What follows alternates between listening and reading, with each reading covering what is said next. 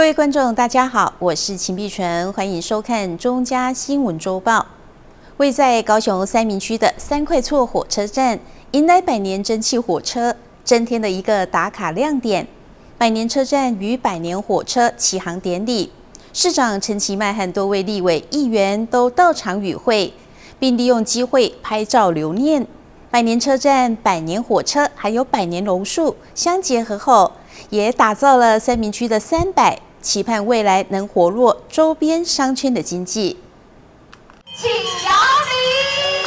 百年火车、百年车站正式启。在市长陈其迈与台上立委、议长、商圈主委等贵宾跨身为站长摇铃后，象征着百年车站、百年火车正式启航。拥有百年历史的三块厝火车站，迎来百年蒸汽火车，为三民区增加了一个新的打卡景点。启航典礼当天，不仅吸引爸妈带着小朋友前来拍照，与会的立委及议员也拍得不亦乐乎，现场气氛相当热闹。好像没有看过，这就是旧款的吧？没有看过。没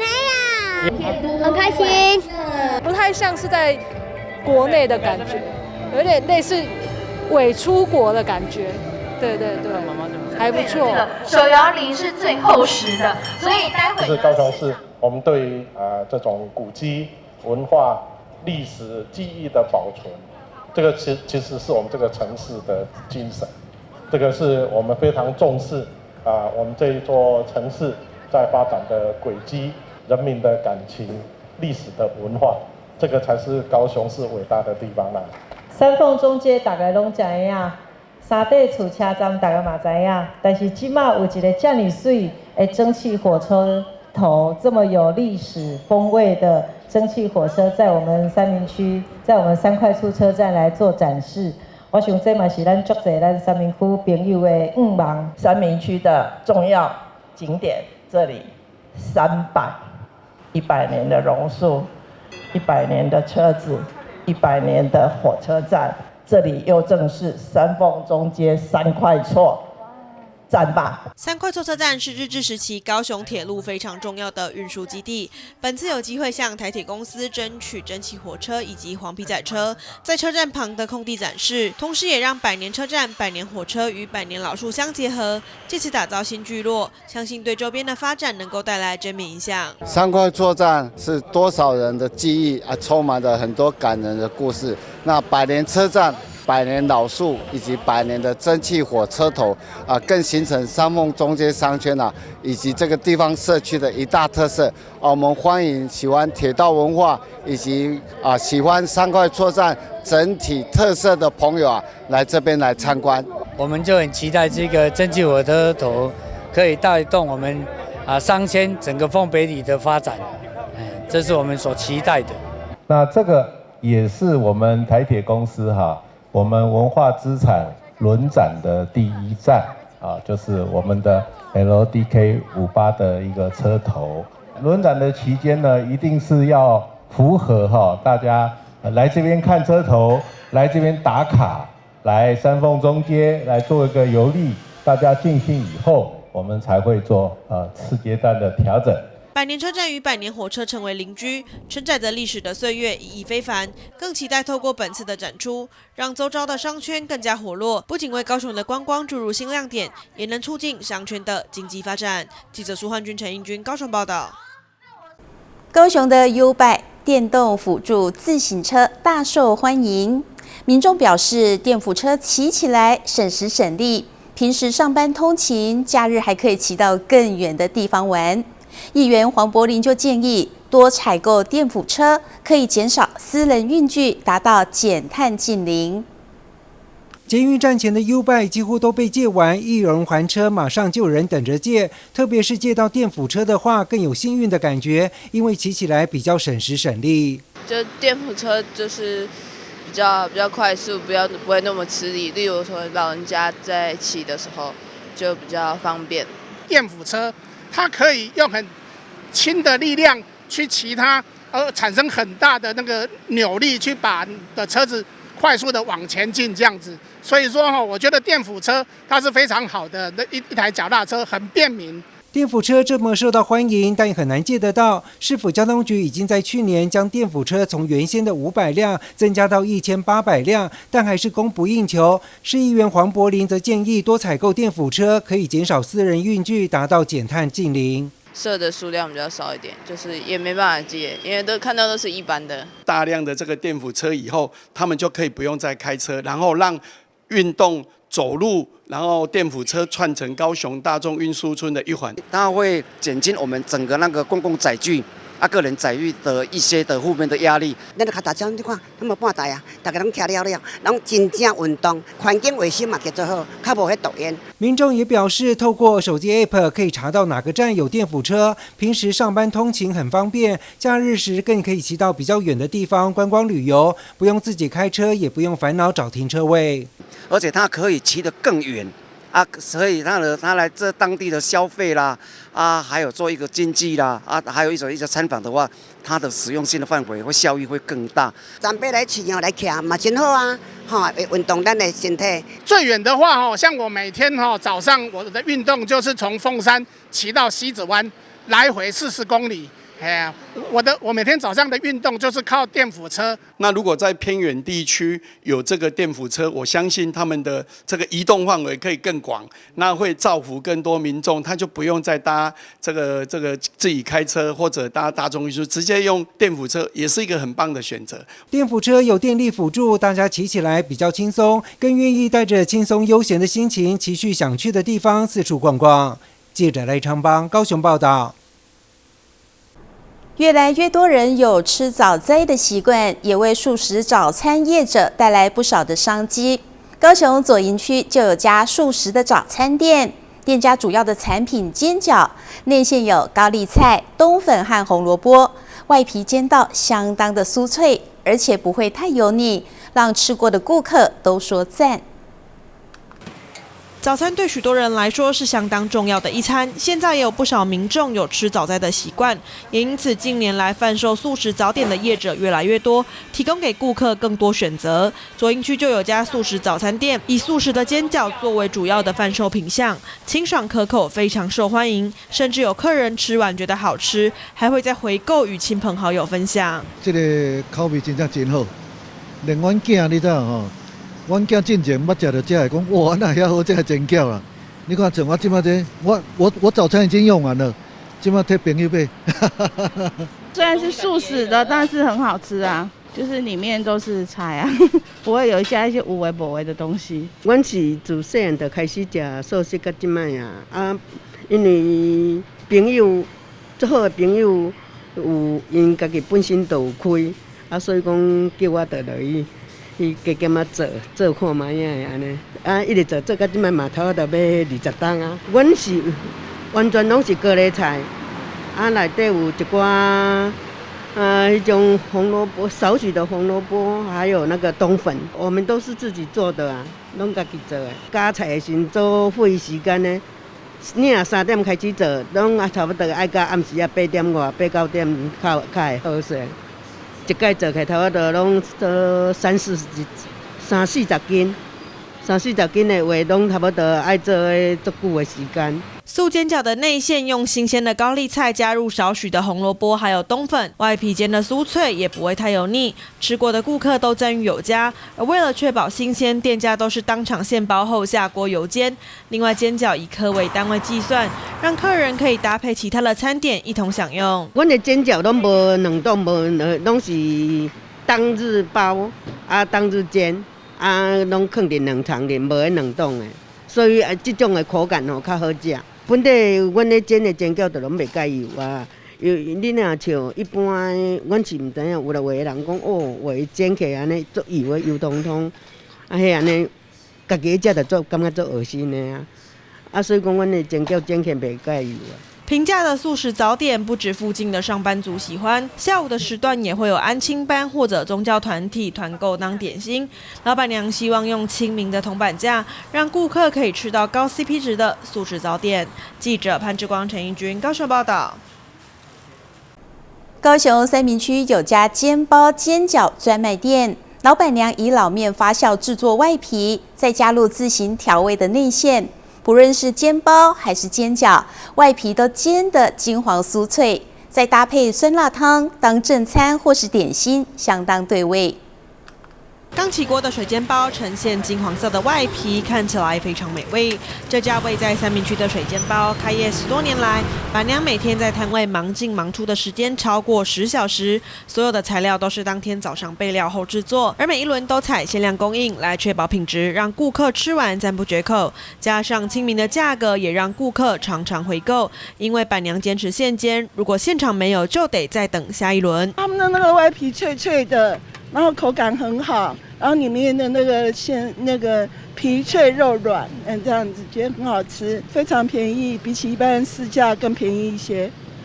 对，是经济实惠的一个美食。煎包是比较便宜，它是个49块。我每次来水煎包几乎都没有。除了水煎包之外，煎饺也是相当热门的品项。以鲜虾口味的煎饺最为热门，喜欢一次品尝多种口味的顾客，也可以来点3合1，就可以一次吃到3种口味。另外，单吃煎包煎饺不过瘾，还可以来碗酸辣汤，搭配起来更满足。虾子水煎包，老板娘也煎得很好，她真材实料，以前当过餐厅的大厨。它的煎饺煎包的特色，它的面粉是自己用手揉出来的，然后他还给它发面醒面。冬天的醒面特别难醒，但是它很用心的醒面。老面发酵的饼皮搭配手切的内馅，真的相当对味。此外，居家冰箱必备的生鲜水饺这里也有，同样纯手工，不论煎包或者煎饺，当早餐或点心都非常适合。想吃煎包可得趁早，否则太晚可能买不到。记者潘志光、陈义军高雄报道。2025台湾灯会在桃园，以光聚千堂串桃园为主题，将从2月7日试营运到2月23。活动期间有超过80组海内外精彩的展演，还有12条特色的游程与12款可爱灯会吉祥物文创商品，让大家从白天嗨玩到晚上。跟着镜头一起来了解。3、2、1，一起出发 ，Let's go！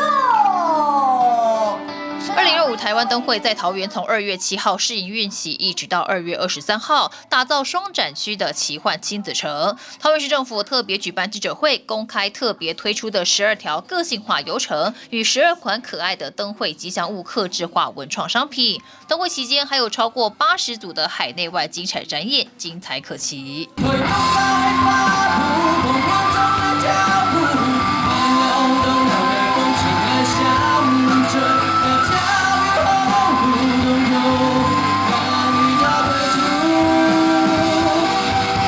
桃园应该可以说是我们全国的棒球之都。那么我们这次呢，在 A19的棒球场里面，特别作为我们灯区之一。这个棒球场里面的展览内容包括棒球特色，包括海洋特色。那么尤其有一个非常大的一个棒球的一个球灯。那么晚上把棒球的这个灯打上去以后，会是别的地方看不到的。另外，第二个特色就是桃园是一个多元族群融合的城市，所以我们设计了13组灯展。那么代表客家、闽南、新住民等等等哈，13组灯具各有文化特色，也是别的灯会难得一见的。观旅局特别在游桃园 APP 精选规划12条个性游程，可以白天畅游桃园，晚上开心逛灯会，其中还有6条亲子游程。另外，也跟在地的45家旅宿业者共同推出旅宿优惠，入住指定旅宿还有机会获得限量桃园小礼袋以及蛇年小提灯。所以桃园呢，可能说是大家从小到大亲子回忆，或者是说从爸爸妈妈一代到小朋友所有的这个亲子回忆的这个地方，那绝对让大家可以玩好玩满。那除此之外呢，我们郊外踏青也有非常多的好地点，包含我们的海边我们的珍珠海岸我们竹围永安一直到我们的山上到我们的复兴等等。那这一次13区呢，也都有配合我们台湾灯会各自把各自的一些旅游景点布置了这个灯组，所以白天大家可以看看这个旅游景点或者是风光美貌那晚上也可以看看各自这个灯区不一样的地方我们桃园这个台湾灯会的主题是这个亲子，那也希望说做很多互动灯组，让大家可以带着小朋友跳上跳下，能够不只是看灯，还能玩灯。这次也特别设计了12款灯会吉祥物客制化文创商品，以 Light Up Together 与光共舞为设计核心概念，分别打造星点森林慢光派对、意义生活小怪兽的日常陪伴，以及耗光流转光影典藏3个系列，希望让参与灯会的民众都可以带回专属于自己的灯会感动瞬间与纪念。那我们这次商品比较特别，就是每个产品其实到了夜晚，它都会有发光的效果。所以其实当民众来到桃园灯会，在灯会里面在游玩的时候呢，当你带上灯会的商品，你就可以成为展览的一部分，是非常有趣的。而且整个设计其实都非常符合时下年轻人喜欢的一些生活性的产品。所以不论是你自己用，或是要拿去送礼，这次的桃园灯会商品都是非常非常棒的一个产品。2025台湾灯会在桃园从2月12号到22号，以一日一主秀展现桃园在地人文、民俗节庆及多元族群的文化特色，规划超过80组海内外表演，将艺术展演结合2025台湾灯会主题风格与在地文化，彰显桃园的文化多样性。还有19个表演团体会一起进行踩街游行，让更多人看见缤纷桃园。记者赖武一桃园报道。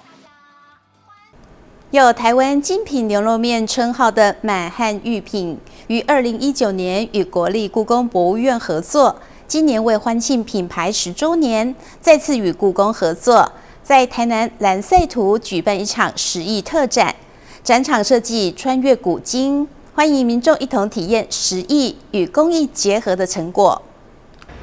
统一企业自2019年与国立故宫博物院合作，把经典国宝元素融入饮食设计，每年与故宫推出联名限定款礼盒。今年刚好统一食品满汉御品推出满10周年，加上故宫满100年，因此将故宫珍藏、漏绘集锦册、花间形龙融入满汉御品包装，希望新的一年带来富贵长春、金玉满堂。满汉御品是统一企业集40多年来制面的一个工艺的大成所生产出来一个伴手礼的商品。那在产品开发之初，我们就是以享受美味、享受人生的生活美食家为定位。那作为一个精致伴手礼的一个产品，我想它整个内在美或外在美都相当重要。所以内在美来讲的话，就我们会传递了我们中华文化一个帝王美食的一个精髓，同时结合像我们故宫博物院我们这些文物瑰宝的意象，然后透过我们整个一个创意，将这样创意融入我们整个外包装的设计里面，所以让我们的消费者在使用这产品的时候，能够感受到一个味觉跟视觉的一个双重的享受。是这些的国宝文物，我们更进一步的，除了是它的一个周年或是100年院庆以外，我们更希望它能够得到更广泛的一个利用。那这一次跟统一企业的一个合作，让我们历来跟他们合作的这些的一个产品的文物内容，能够透过这个展览精彩的一个呈现，这是非常难得的。位在台南蓝晒图为服展区，一进入会场仿如穿越时空。除了结合故宫复刻作品，另外也有当代艺术家创新作品，同时现场设计多种沉浸式观展互动区，让民众在参观时也能感受文化活力与温度。在开幕式当中，还有皇帝品茶满汉御品，类似宫廷剧一样。这场展览从即日起一直到2月16日，欢迎有兴趣民众可以利用春节假期前往参观。记者林银根台南报道。经过360小时的训练，中华医事科技大学健康餐盒制作班正式结训。结训典礼中，学员迎接过年，特别以增肌减脂为主题，设计了许多健康美味、无负担的年菜料理。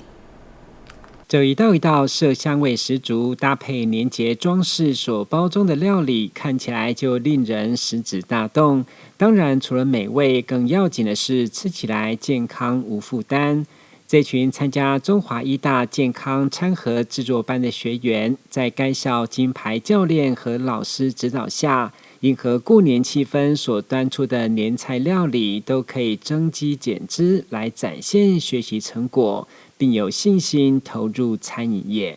很感谢就是中华医事科大海劳工局合作，让我们参与这样子的课程，然后收获满满。我们这个课程呢，主要是教我们做一些有关增肌减脂的健康料理，对，符合现代人养生的一些概念。那所以我们的餐点呢，设计就是会低热量，然后低油脂，然后高营养。为设计理念。学到一些知识之后，结训之后也是要往餐饮方面工作这样子。也谢谢学校这边让我们有机会可以学习到这么多的知识。金牌的厨师，还有我们的专业的技术老师都全部都用在这个教学的上面，让学员能够学以致用。然后我们也希望他们将所学的厨艺的部分应用在他们未来就业的一个市场。学员除了展现好手艺，在结训典礼也以韵律舞蹈来开场表演，强调养生，也运动健身就是课程的一环。会中包括劳工局长等许多贵宾都到场见证他们的学习成果，因为透过产官学的合作，让学员从完全没有经验到可以独当一面，达到结训及就业的目标。看到学员大家都带着非常高兴的心，终于今天结训了，他们会把这样的经过老师培育出来的职能带到我们台南的职场上，扮演职场达人来服务大家的部分。尤其这个班叫做健康餐盒，这样所以健康2个字对这个餐盒就有价值。在这种崇尚健康的这个时代里怎么样吃得健康，吃得没有负担，这真的是我们一门技术。那我们在这边谢谢各位支持我们中华医事科大，也祝福各位学得这一技之长，以后出了社会都是我们华医的校友。经过360个小时的训练，每位学员都自信满满，接受结业证书和各项荣誉的肯定，也祝福这群华医人在健身餐饮市场开创出一片天。记者郭英吉台南报道。殡葬纸工艺品越来越有创意。日前，台南有位黑道大哥被枪杀往生后，亲友们特别为大哥量身定做大量的纸扎军火，希望大哥在另外一个世界能够保护自己。台南一间纸扎企业，除打造传统的纸屋、纸车、金铜玉林等传统的订单外，包括枪支、保镖，甚至连汤阿给都能客制化。亲友往生，有些信奉道教的朋友会烧化一些纸扎品，希望亲友在另外一个世界也能收到。现在除了传统的纸屋、纸车以外，还有生存游戏玩家以及黑道大哥们最爱的枪支军火。这些纸扎品不但做工精良且逼真，就连上膛、退弹夹这些动作也都能完全还原复制。它滑套可以拉，可以。对啊，那这个是模型的。在设计里面，那弹夹里面可以装子弹吗？也可以。那把是那个 MP5，对，就是它是一支那个有点像冲锋枪的那种东西，对。然后会有，通常我们都会配有子弹啊，然后几乎是1比1还原这样子，对。啊，这一把也是那个属于M16的长枪。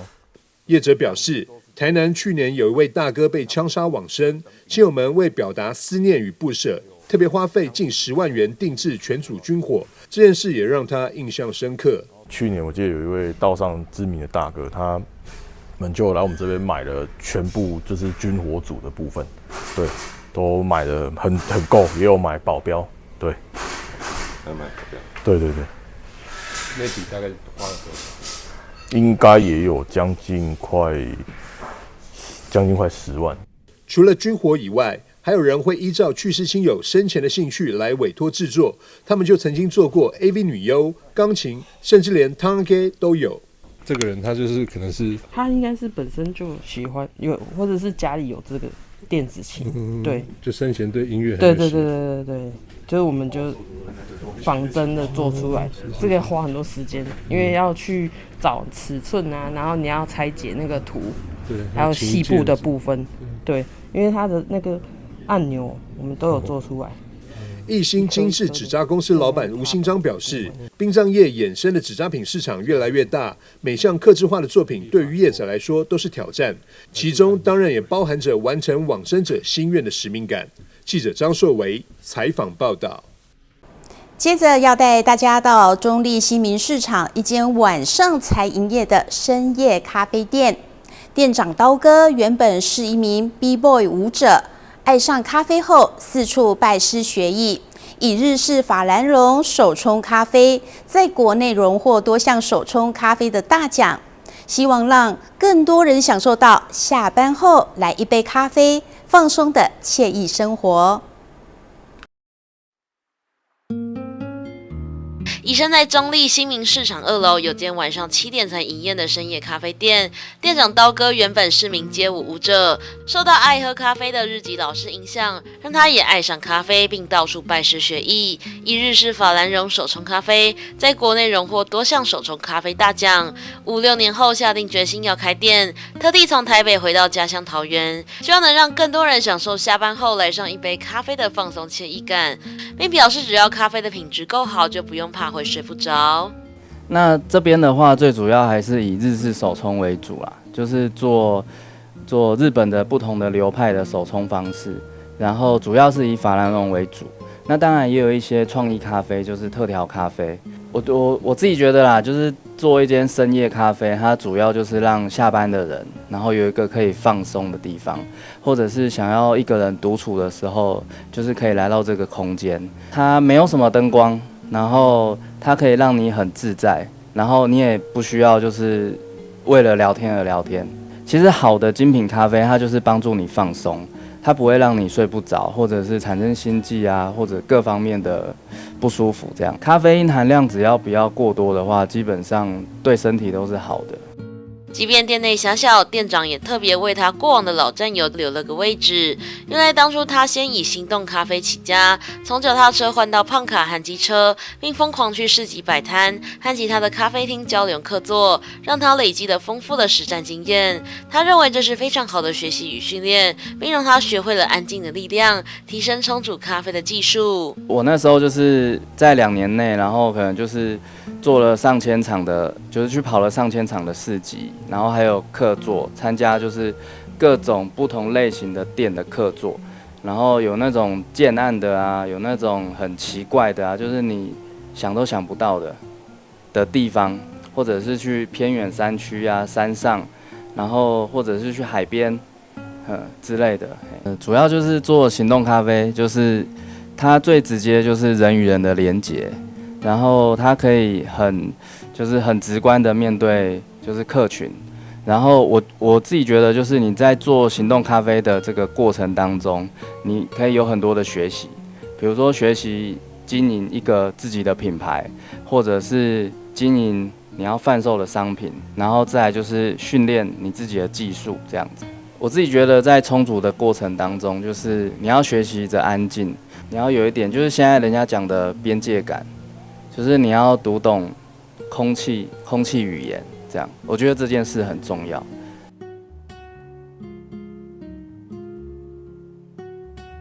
而店内除了可以点不同流派的日式手冲咖啡，也有创意特调，比如加入跳跳糖的咖啡，刺激的口感成为了网红打卡的最爱。而且店长保证，无论哪一种都一定好喝。他也分享自己对一杯好咖啡的定义，希望自己也能做到具备日本的职人精神，用一杯咖啡来温暖顾客的心。对我来说，一杯好咖啡的定义就是，首先就是干净度要好，然后酸甜平衡，然后喝起来有余韵，然后层次感很明显，然后一些body啊油脂都很丰富，就像我们的人生一样啦。就是我觉得一杯好咖啡的定义应该是这样。你们去看日本人，他们就是一个职人精神。那其实我想要传达的意念就是这个，就很像深夜食堂。就是你可以用一杯咖啡去温暖一个人的心，我觉得这一点很重要。深夜来杯咖啡，听起来在一般人印象中反差感极大，却在舒适的座位和好喝的咖啡之下显得十分合理。店长也表示，店名双关了自己 B-boy 身份、热爱黑咖啡以及不正面与人冲突的老二哲学，希望能提供相亲一处夜晚可以栖身放松的港湾。自由联听台湾报道。台北花市宣布，从1月24到1月28，连续5天108小时不打烊，方便民众采购。但受到气候的影响，今年花卉产量略减。台北花卉产销公司预估，包括过年需求量最大的百合花等热门的花种的价格将会涨1成到2成。年关将近，台北花市不管是切花区还是盆花区，都开始涌现采买人潮。为了迎接民众春节购买花卉的需求，在台北市副市长林奕华、立法委员李彦秀与台北花卉产销公司董事长劳焕美及农粮署代表等人，以花礼篮启动下，台北花市春节档期2阶段正式开跑。第一阶段从即日起，盆花区延长营业到下午3点。第二阶段则是所有花市从1月24号起连续5天108个小时不打烊，希望让民众在春节前都能买到想要的花卉。过年要到了，所以呢，我们台北花市这边真的有很多你想象不到、非常精彩的各种最棒的花卉都在我们台北花市。所以呢，其实所有的台北市民，如果你希望让家里在过年的时候更有气氛、更温馨、更幸福，一定要到台北花市这边来做采购。尤其呢，我们从1月24号到28号完全不打烊，你任何时间都可以来买花，而且相信你进来之后，绝对可以挑到你可以把家里布置的非常非常有过年气氛的各种的花，以及各种的花材跟花器。很特别的，我们台北花市也在从今天开始1月15号开始，我们营业时间延长到下午3点那在下礼拜51月24号从凌晨开始一直到1月28号中午12点那连续108个小时不打烊那让我们所有的民众来选购所需要的这个花卉过好年。108个小时不打烊，我觉得在过年期间，让所有的好朋友休假的时候，还有一个去处可以欣赏漂亮的东西，而且是我们花农花了很多的心思、资源、精力、时间、钱所研发出来的结果，每一年来都会有新的惊喜。在这边也谢谢董事长，我们所有花卉公司的所有的同仁，更感谢花农所有的付出，不仅是付出，而且你们还是台湾之光，大家的努力。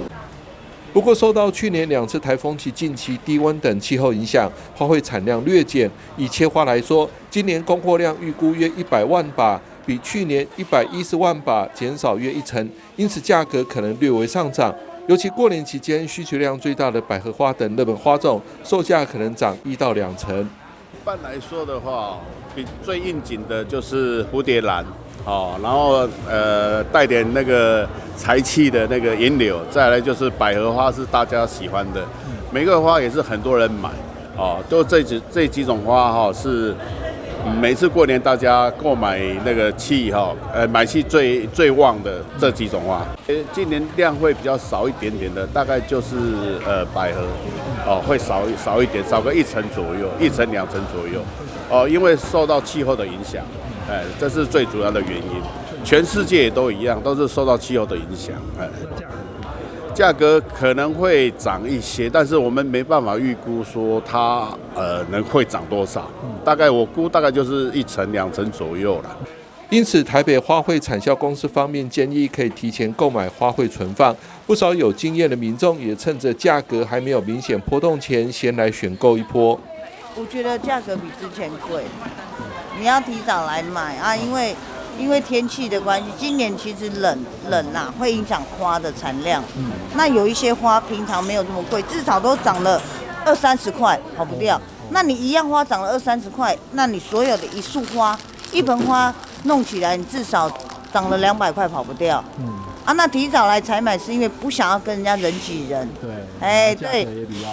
对，价格也现在目前还蛮稳的你越接近的话，反而会越贵。除了提供各式花卉供民众采购外，即日起在花市 A 馆南广场有各式各样的百合花品种介绍，2楼资材区广场则有12年春节花卉意象装饰，提供民众年节布置参考。今年花市也再次与南投县政府合作，从1月24号到1月27号展售南投县精选农特产品。欢迎民众到台北花市购花赏花，用美丽喜气的花卉盆栽装点居家，除旧布新，坏事龙总去，好运蛇进来。祝福大家蛇年行大运。记者张启腾台北报道。台北年货大街热闹登场，台北市长蒋万安和有氧天王潘洛迪一同现身迪化街商圈，透过充满青春能量的舞蹈，搭配活动的口号，号召大家一起来办年货，并发送蛇年限定的发财金，向民众拜年。年货30大声一点，画出去凤年货30，啦啦啦啦啦啦，走春30大声一点，画出去凤走春30。艺人潘若迪充满活力带动跳，后方的台北市长蒋万安也努力跟上节拍，搭配年货30活动口号，欢庆年货大街30周年，也走访现场向民众拜年。我都感觉明天就除夕一样，哇，非常有年味哦。所以每一次只要来到迪化街，就知道哇，马上要过年，非常开心，非常兴奋。今年是我们迪化街年货大街30周年，我想一路走来，非常感谢所有的市民朋友，我们商圈各个摊商、店家的老板、老板娘，大家共同努力，携手走到今天。那我想非常感谢我们商圈还有所有好朋友共同努力。那去年我们创下了年货大街最高的营业额17亿，那今年我们希望能够再创佳绩。刚好我跟大家分享，周杰伦4天大巨蛋演唱会创造总体消费就是17亿，阿妹连续几天包括跨年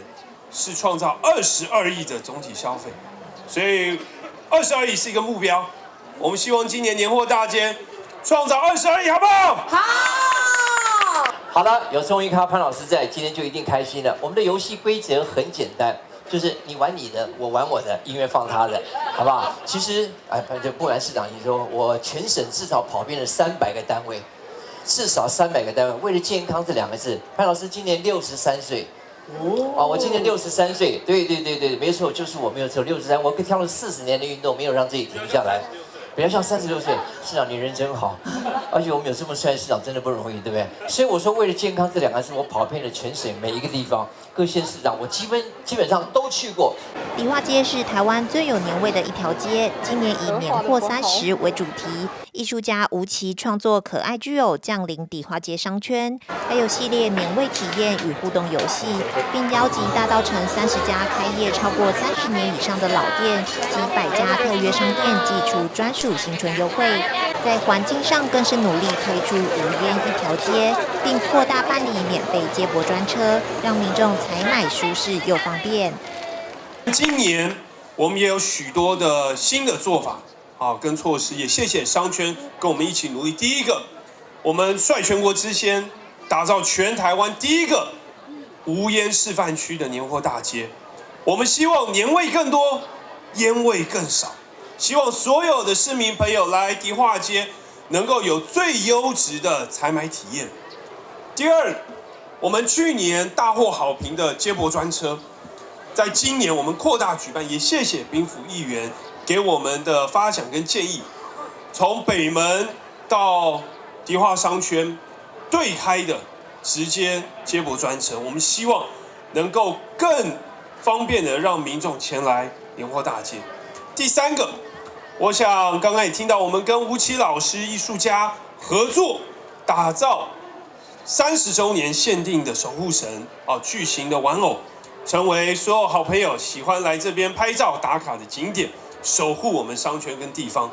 第四个，线上年货采买的专区，我们希望让所有好朋友在家也可以逛年货、逛大街，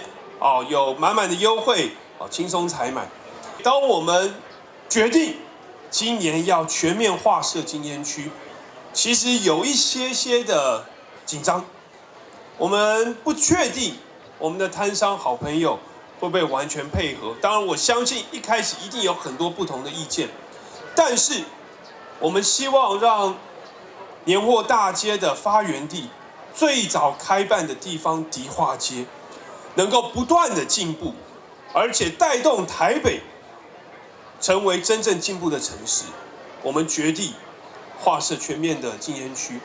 也谢谢商圈，特别是郑理事长协助我们的各项沟通协调，克服了很多困难。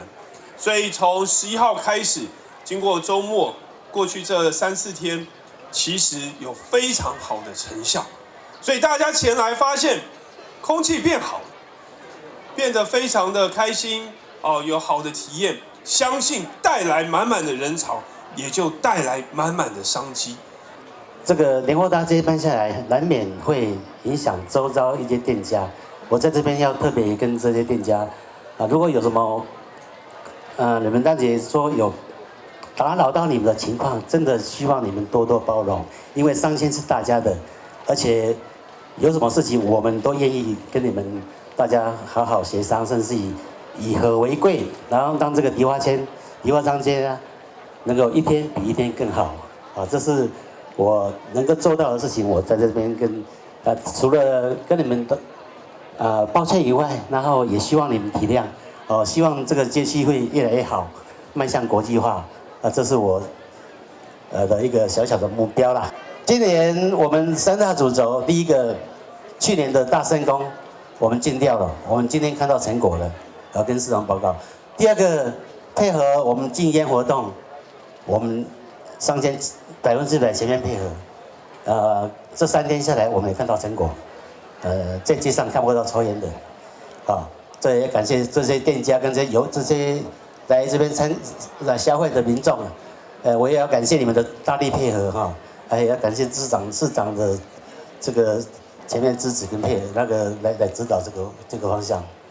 然后呢，禁烟，然后垃圾，我要提一下垃圾垃圾我们今年预估，我们以往都烧过上百吨，去年减少18%，今年预估纸箱全面回收，预估再减少1成，就是10吨的概念。所以我们今年垃圾一定会减量，而且今天每天都有做记录，一天收集，除了外面回收跟这些主街的回收，大概在500公斤到600公斤，是7天下来的概念，超过10吨。这个我有信心把垃圾减量。蒋万安市长也来到迪化街商圈发放12年限定发财金，年货大街才刚开幕就吸引许多人潮。他也喊出，不仅要超越去年17亿营收目标，更要超越张惠妹在大巨蛋带来的22亿的商机。表示之后将会带儿子一起来置办年货，感受年节气氛。记者翁俊台北报道。台南龙旗光节空山祭正式起跑，13组艺术创作结合音乐科技，得到不少好评，票房开红盘，累计已经突破100万元。同时，文化局和关庙清合作，推出8场深度在地旅行，要让游客深入龙旗。迈入第6届的龙旗光节空山祭，一样在虎形山公园展出。今年邀请全新团队，以厌土新生为主题，总共策展13组艺术创作，从开展至今开出红盘，累计突破100万元，叫好又卖座。我们的门票收入已经破100万了，然后人潮目前也正络绎不绝的一直涌入，我们很期待，就是接下来的农历新年会有更多的人扶老携幼来到这个场域，还蛮漂亮，因为它那个灯，它都是用那种灯打下来，然后靠那个东西的颜色，然后去反射出不一样的东西，不一样的颜色，所以还蛮新奇的。团队为了打造沉浸式观展体验，首度运用6米高的大型户外沙幕投影互动技术，在国内相当罕见。场内也首次媒合15件国立台南艺术大学师生的作品，跨领域的材质运用，在山林间精彩呈现。这15件作品，当然它在连贯性上可能会稍微大家会有表现自己擅长或者是想要挑战的材料，所以在这个东西的呈现上可能会不像一般完全成熟的艺术家上的那么的那个强烈跟张力那么够，但是其实大家可以去仔细的稍微看一下这些同学的作品，它其实非常多他们对于材料的实验跟于对那个细致的想法在里面。最美山林灯节大胆创新，还跨界邀请44拍唱片行以光影隧道做主舞台， 7场的限定演出带来不同的音乐呈现，结合视讯师还有舞台装筑设计师，然后跟一些台湾比较独立的电子音乐团队，然后大家一起来做一个舞台跟音乐演出。夜晚有不一样的感官体验，这回白天也有深度小旅行，以龙崎为出发点，规划8条路线以及几场活动，让民众畅游龙崎地景与文化。总共有19个集章点。会有60个优惠店家，那这里还有很多有趣的活动，譬如说到农场体验，还有做一些手作的课程。那我们会希望说推广在地的美食，然后文化。文化局与关庙清文化协会将观光热潮转化成商机，带动空山祭周边新丰地区店家活络在地经济。记者收怀谈的报道。基隆冬天经常下雨，又被称为雨都，常常有游客到基隆游玩，遇到下雨却没有雨伞可用的窘境。基隆市政府文观局特别在全市的观光景点、交通枢纽、旅宿业及商圈等60处设立共享雨伞租借站，透过 APP 就能很快借到伞。来到基隆游玩，遇上下雨该怎么办？现在教你马上找到救星。选定金流方式，然后按时借伞。听到声音之后，我们就把伞取出。简单注册会员，用线上支付租到雨伞1支。业者搭上共享浪潮，和基隆市政府合作，建置60个共享伞租借站。透过 App 就可以在北基桃4个县市570处租借站甲地租乙地还，环保又便利。如果这些用户每个人在用伞的时候，顺便推播各地方的观光景点，其实是一个很好的大数据的方式。大家都知道，在做任何宣传、投放广告是最辛苦的。我今天下任何地方都可能抓不到我要的客群。用这样的方式，除了让伞让一般民众取得更方便之外，我觉得最重要的是推销基隆，让一般人爱上基隆。共享伞租借站还结合了基隆独特的伞人家族、城市导览，将美食、咖啡、景点等资源融入旅游体验，期望吸引更多国内外游客造访基隆，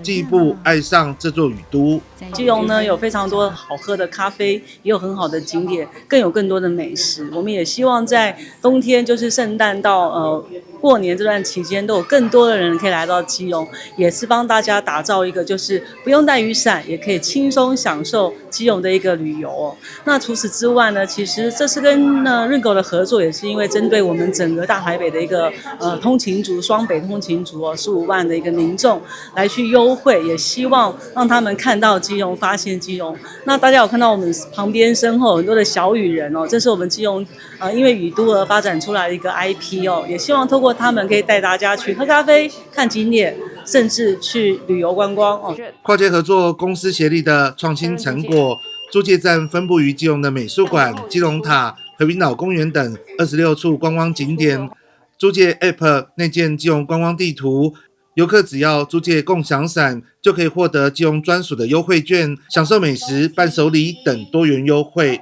记者黄少明基隆报道。台北市条通地区的专属特色路牌正式亮相，由议员陈炳甫携手中山区争议里长李志勇，向台北市政府争取的专属特色路牌，以台湾与日本的文化元素为核心设计，结合珍奶、鸡排、日本艺伎及鲷鱼烧等图案，期望能宣传条通文化，为商圈带来更多的人潮与商机。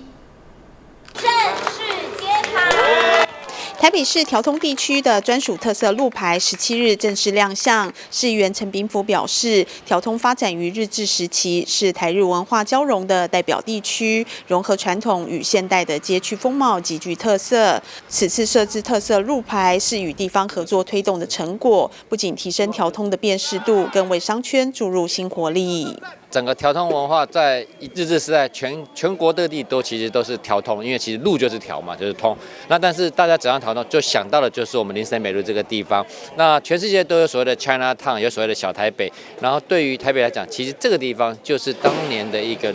日本时代文化，包括餐饮、包括酒店文化等等的一个传续下来。那只是因为疫情过后，这样的氛围慢慢减少之后，那我们一直在想说如何能够来恢复这样当年的一个荣景所以我们呢是希望说，透过这样一个意象，然后让大家能更了解所谓的条通文化，然后进而引起大家的注意。一个意象只是一个单纯的意象，最主要还是人跟大家的共同努力所以我们这边在地的除了里长以外，我们还有所谓的条通商圈的部分，然后未来会结合商圈跟大家的力量，然后举办更多的一些促销活动，然后也很感谢商业处那边也有积极的辅导，然后未来我想在这边会有陆续有许多不一样的，包括文创、包括餐饮、包括所谓的饮食的一个活动，继续持续下去。由于条通街道复杂，游客经常因不熟悉地区而迷路，因此路牌的设置能帮助游客更轻松探索当地，并巧妙结合台日元素，同时呈现条通的历史与创意文化。希望透过这些特色路牌，民众与游客更能轻松地认识并探索这片街区。以前或是在地的人都习惯称我们这边几条通，可是外地人他就不知道所以就有很多人会搞不清楚说，我要去的那个条通到底是几条？因为 Google 上面也是找不到，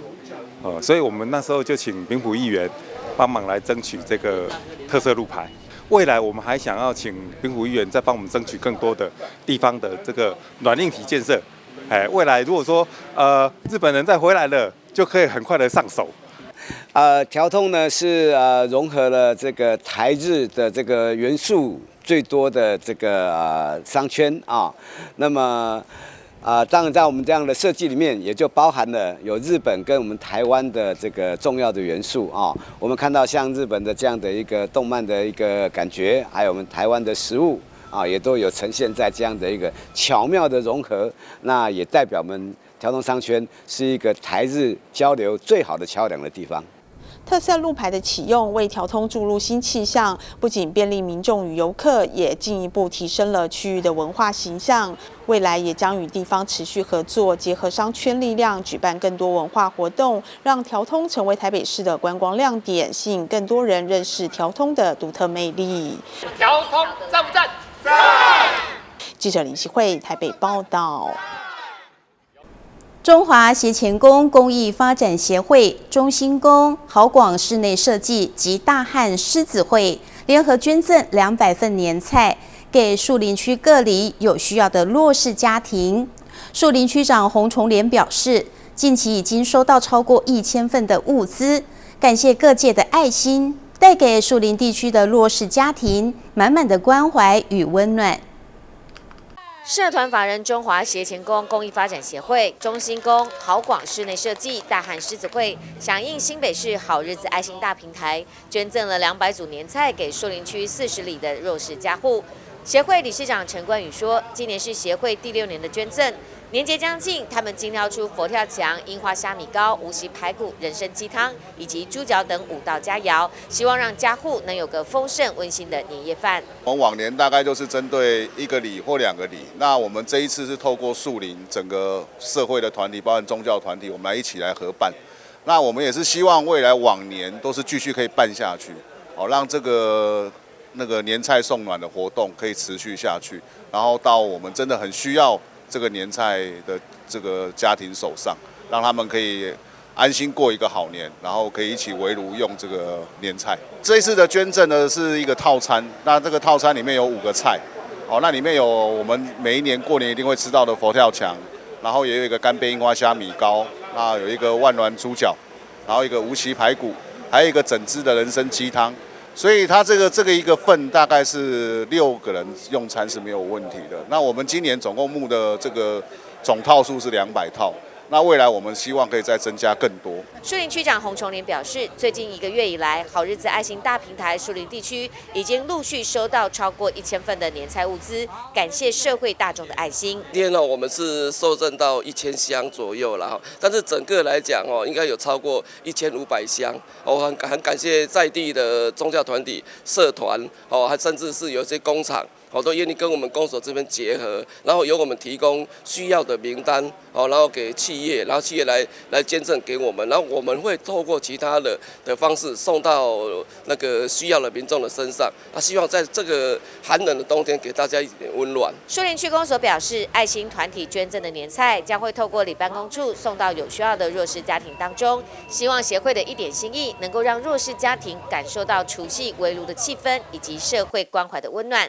这份好事，协会一定会持续的做下去。新春寒冬送年菜，赞！记者吕其坤、沈金华新北采访报道。桃园市各级学校因应寒假，各自规划设计创新的寒假作业，并且在桃趣寒假多元探索计划记者会中展现分享，每一间学校的寒假作业都相当的有趣。寒假即将到来，桃园市各级学校都各自规划设计创新寒假作业，并在桃趣寒假多元探索计划记者会中展现出来，互相分享。有结合在地文化与特色课程，设计各种有趣且具挑战的寒假作业，希望学生能够透过实境解谜、农业体验、情绪管理等方式，激发他们的创意跟学习热情。那这一次可以看得到很多学校也结合，像大富翁啦，或者是魔术。甚至积木甚至我们的烹饪等等，我觉得让孩子可以从做中学，学中做，真实的体验。那这次的主题可以看得到很多是结合食农教育、科技教育、永续发展，甚至情绪管理、人文艺术，所以非常的多元。所以我们鼓励每一个学校发展自己校本的特色，而且能够把在地的文化呈现出来。所以每一个学校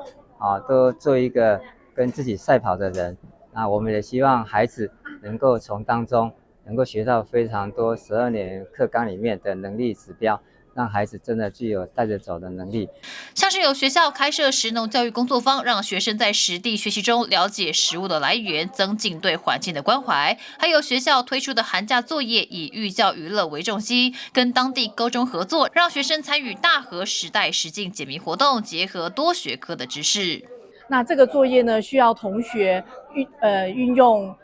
创造力，然后观察力，跟团队合作、跟讨论沟通的能力，才能一起去把我们大溪老街的18个谜题解出来，那才算完成了这个闯关的活动。那希望这个寒假作业是有别于以往就是纸笔的测验啦，或者是